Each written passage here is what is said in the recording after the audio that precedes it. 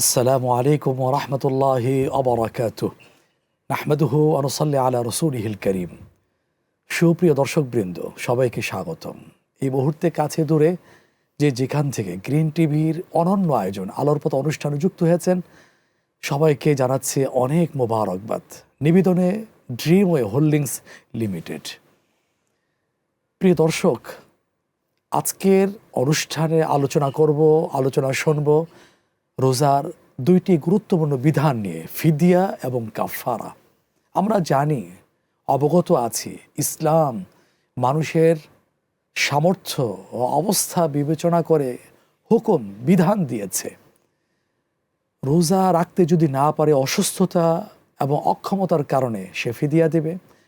আর যদি ইচ্ছাকৃতভাবে রোজা ভঙ্গ করে ফেলে, তার জন্য কাফারা। এই দুটো বিধানকে সুন্দরভাবে, অসাধারণভাবে আলোচনা শেয়ার করার জন্যে আমাদের আমন্ত্রণ গ্রহণ করে আমাদের স্টুডিওতে হাজির হয়েছেন বাংলাদেশের একজন খ্যাতনামা আলেমে দ্বীন, ইসলামী চিন্তাবিদ, গবেষক, ওয়াইস, গণমাধ্যম ব্যক্তিত্ব মহতারাম অলিউল্লাহ পাটোয়ারি হাফিজাহুল্লাহ তাআলা, এবং মহতারাম খতিব বাইতুন নূর কেন্দ্রীয় জামে মসজিদ, দক্ষিণ পীরেরবাগ, ওলি মার্কেট, ঢাকা।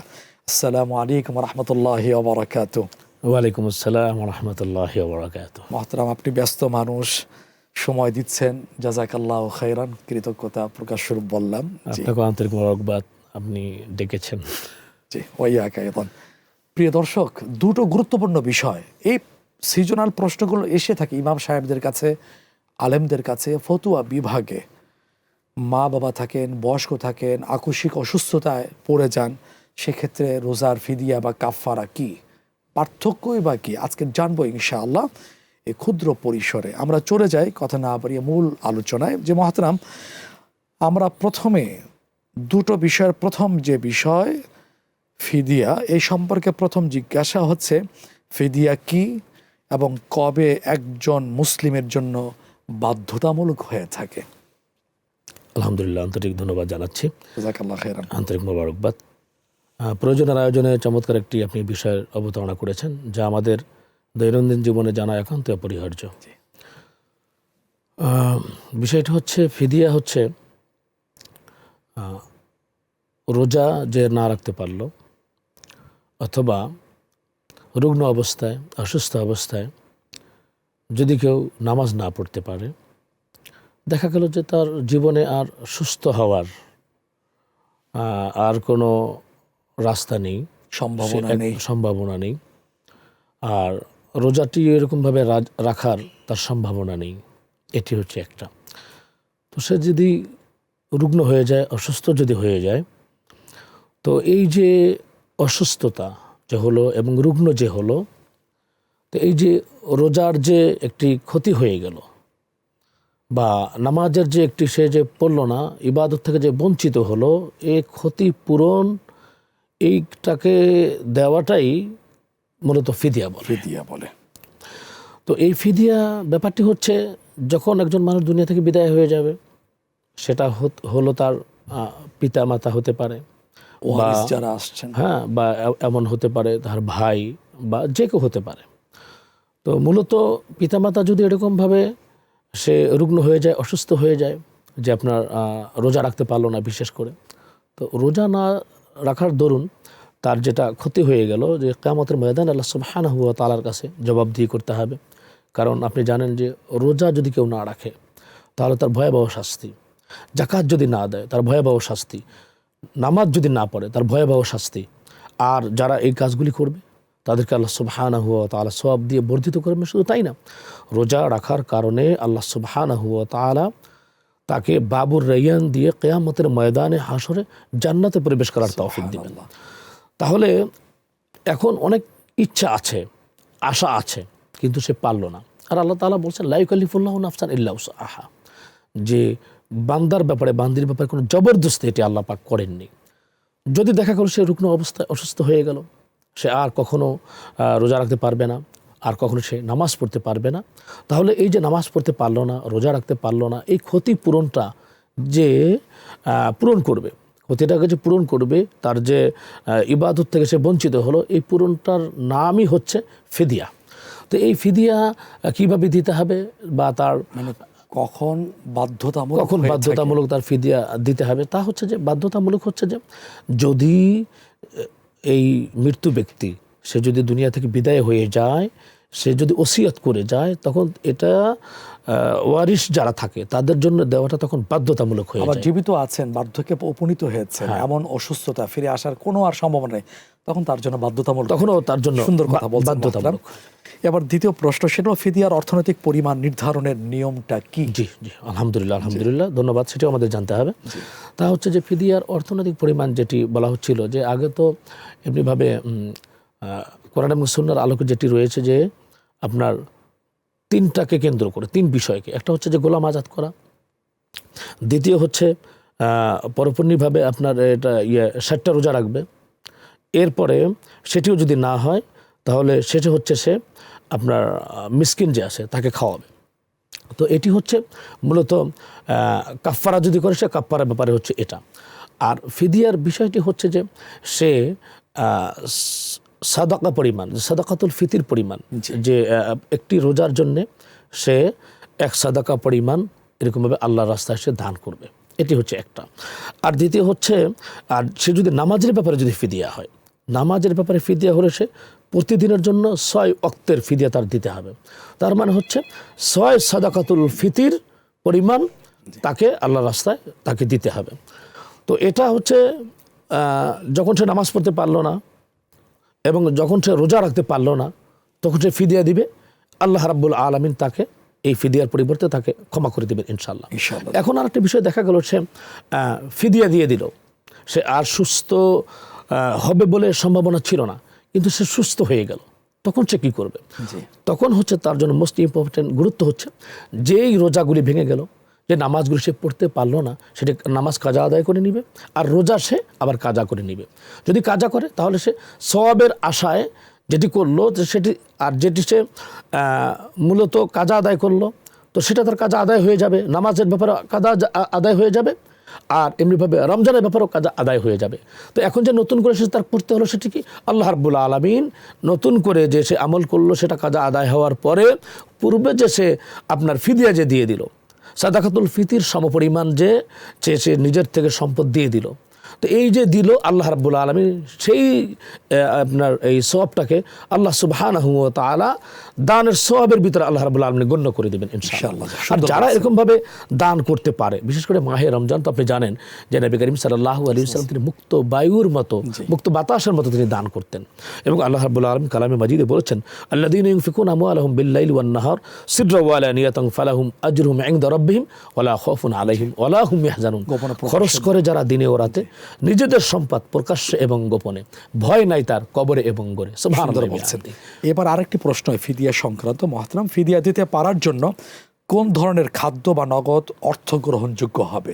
জি জি, ফিদিয়া ছোট্ট করে বলতে। ফিদিয়া আপনি যে কোনো, আমরা এই প্রশ্ন উত্তরটা শুনবো ইনশাআল্লাহ বিরতি থেকে ফিরে এসে। প্রিয় দর্শক, গুরুত্বপূর্ণ হুকুম ফিদিয়া সম্পর্কে আমরা জানছিলাম। সময় হয়েছে এটা বিরতিতে যাবার, ফিরে এসে বাকি আলোচনা আমরা শুনবো। ততক্ষণ আমাদের সাথেই থাকুন।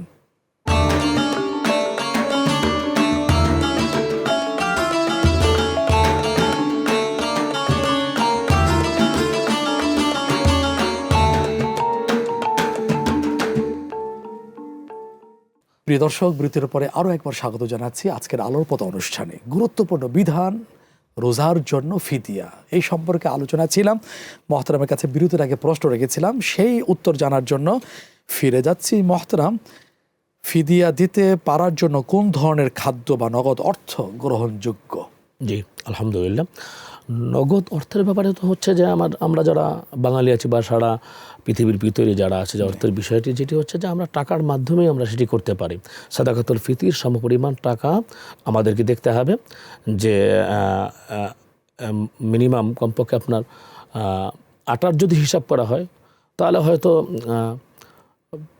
500 বা তার থেকে আর একটু 5 গ্রাম অতিরিক্ত। খাদ্যের মধ্যে কোন ধরনের খাদ্যটা? যেটা আমরা জাতীয় পর্যায়ে যে খাদ্যটা, যেটি হতে পারে আপনার যদি গম, ভাত, চাল হতে চাল পারে, এগুলো গম হতে পারে, হ্যাঁ, এরপরে যদি আপনি বেশি বেটার কিছু যদি দিতে চাই, কিশমিশ দিয়ে দিতে পারে, কোনো সমস্যা নেই। অর্থের ক্ষেত্রে ইসলাম ফাউন্ডেশন যা নির্ধারণ করে থাকে সর্বোচ্চ এবং সর্বনিম্ন জি জি যার যার আর্থিক সংগতি হিসেবে আদায় করে দেবে। হ্যাঁ। আপনি চমৎকার বলছিলেন মহতারাম। আরেকটি বিষয় ফিদিয়া সম্পর্কে, সেটা হলো কেউ যদি ফিদিয়া দিতে চায় কিন্তু সক্ষম না হয় তখন কি করা উচিত? জি হ্যাঁ, এখন ফিদিয়া দিতে চাচ্ছে বাট সে সক্ষম না, তাহলে কি করা উচিত? হ্যাঁ, এখন ব্যাপারটা হচ্ছে যেটি বলছিলাম যে লা ইউকাল্লিফুল্লাহু নাফসান ইল্লা উসআহা, সে সক্ষম না, তাহলে সে দিবে কিভাবে? কাফারার ব্যাপারে একবারে নবী করিম সাল্লাল্লাহু আলাইহি ওয়াসাল্লামের কাছে আপনি জানেন একজন সাহাবী গেলেন আল্লাহ রাসূলের কাছে, যে বলেন ইয়া রাসূলাল্লাহ হালাকতু ওয়া আহলাকতু, আমি নিজেও এরকমভাবে ধ্বংস হয়ে গিয়েছি, আমি অন্য যে আছে তাকেও আমি ধ্বংস করে দিয়েছি। কি হয়েছে? রোজার দিনে তো আমি ফিজিক্যালি রিলেশন আমি করে ফেললাম। তো যখন ফিজিক্যালি রিলেশন করা হলো তাহলে কি করো? তাহলে কাফারা দাও। কি করতে হবে? যে এরকমভাবে গোলাম আজাদ করো। বলে সেটা আমার পক্ষে সম্ভব না। বলে তাহলে কি করতে হবে? তাহলে তুমি 2 মাস রোজা রাখো। হ্যাঁ, 30 দিন এরকমভাবে রোজা রাখতে হবে, মানে ধারাবাহিকভাবে 60টি রোজা রাখো। বলছে সেটাও আমার দ্বারা সম্ভব না। বলে তাহলে তুমি 60 জন মিসকিনকে তুমি খাবার খাওয়াও। বলে সেটা তো আমার পক্ষে সম্ভব না। তো নবী করিম সাল্লাল্লাহু আলাইহি সাল্লাম বলেন কোনো ব্যাপারেই তোমার পক্ষে সম্ভব না, আচ্ছা ঠিক আছে তুমি অপেক্ষা করো, দেখা যাক কী করা যায়। তো নবী করিম সাল্লাল্লাহু আলাইহি সাল্লামের কাছে কিছু খেজুর আসলো। আল্লাহ নবী তো হাদিয়া গ্রহণ করতেন, সাদাকা গ্রহণ করতেন না। তো হাদিয়া আসলো, নবী করিম সাল্লাল্লাহু আলাইহি সাল্লাম বললো যে তুমি এই হাদিয়াগুলি আমার কাছে এসেছিলো, আমি তোমাকে এটা দিলাম, তুমি গরিব মানুষদেরকে তুমি দান করো। তখন তিনি বললেন যে ইয়া রাসূলুল্লাহ, আমার থেকে গরিব এই এলাকায় আর কেউ নেই। তো নবী করিম সাল্লাল্লাহু আলাইহি সাল্লাম তখন বললেন, তিনি হাসি দিলেন যেমনভাবে তার দাঁত দেখা গেল। তখন নবীজি বললেন ঠিক আছে তুমি নিয়ে যাও। সুবহানাল্লাহি ওয়া বিহামদিহি। তাহলে বিষয়টা হচ্ছে যদি সামর্থ্য নাই, অক্ষম যদি হয়, তো সেই ব্যাপারে তো তার জন্য ছাড় আছে। ধন্যবাদ।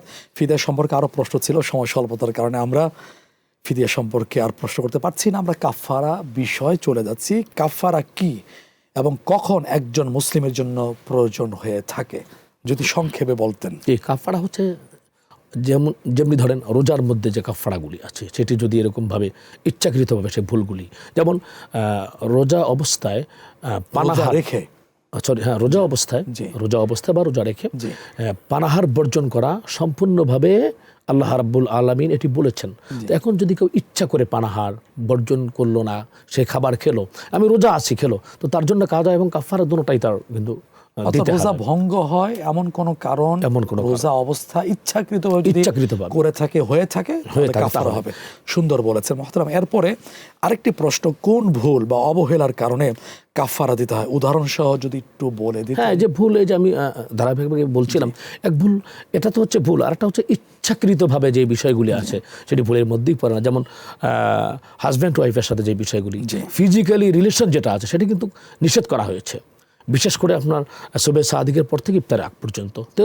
কেউ যদি এরকমভাবে ইচ্ছা করে এই ফিজিক্যালি রিলেশনটা করলো, তো তার জন্যে কাজা কাফারা দোনোটাই তার জন্য আদায় করতে হবে। কাজা তো মানে হচ্ছে একটি রাখতে হবে, এবং কাফারা হচ্ছে এক রোজার পরিবর্তে 60টি রোজা এক নাগারে ধারাবাহিকভাবে।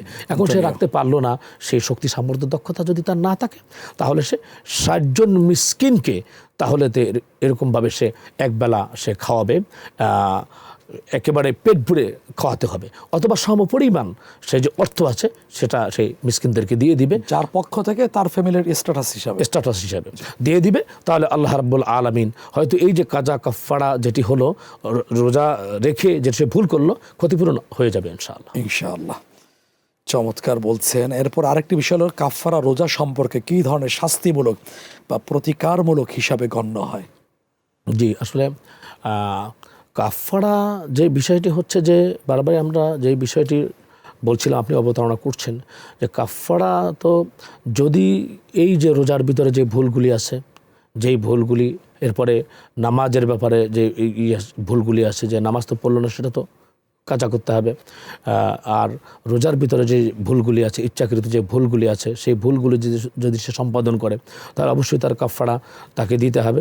এবং এই কাফারা যদি সে না দেয়, তার দেওয়ার কোনো সামর্থ্য থাকলো, তাহলে তো কিয়ামতের ময়দানে হাসরে তার মানে খুব মানে গুরুতর শাস্তির সে সম্মুখীন হবে, শাস্তি হবে। বিশেষ করে জাহান্নামের আগুনের মধ্যে সে অগ্নিদগ্ধ হতে হবে।